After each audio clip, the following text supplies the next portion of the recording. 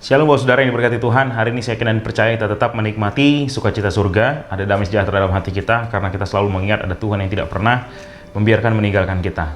2018 yang lalu, 5 dari 10 film terlaris Indonesia didominasi oleh film horor. Menarik sekali, ternyata film horor laris manis di Indonesia.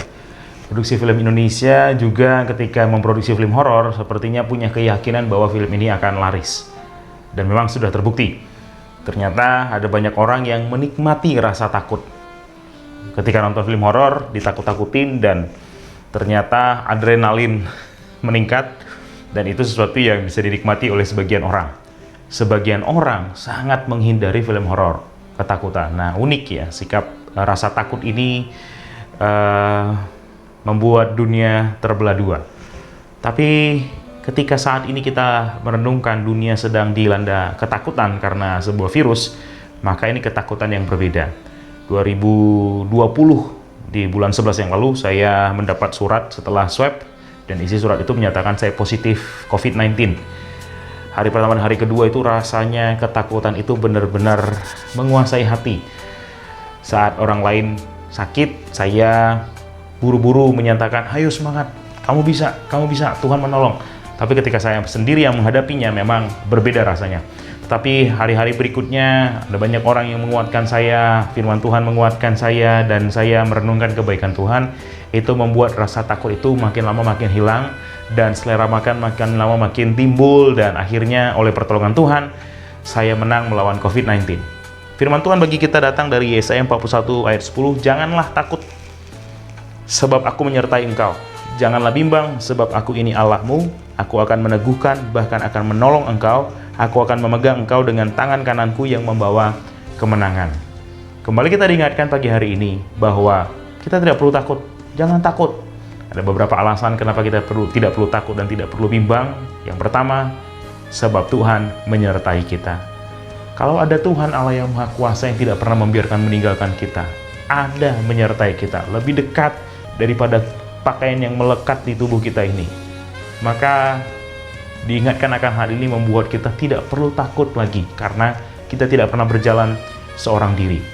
Yang kedua dikatakan, janganlah engkau bimbang. Karena apa? Karena kita punya Tuhan yang sudah membuktikan kasih-Nya, kuasanya ribuan tahun. Ketika kisah-kisah di Alkitab kita baca dan kita mendengarkan kisah-kisah nyata hari-hari ini, kita tidak perlu bimbang karena kita punya Tuhan Allah yang benar-benar hadir, menyertai kita, peduli, mengerti, dan tahu cara terbaik bagaimana menolong kita. Kalau hari-hari ini ada di antara keluarga dekat kita, teman kita, tetangga kita yang sedang positif COVID-19, atau bisa jadi kita sedang terpapar COVID-19 harus isolasi di rumah sakit atau harus isolasi mandiri, kita diingatkan hari ini, jangan takut, jangan bimbang. Kadangkala rasa takut itu yang lebih berdampak buruk daripada virus itu sendiri.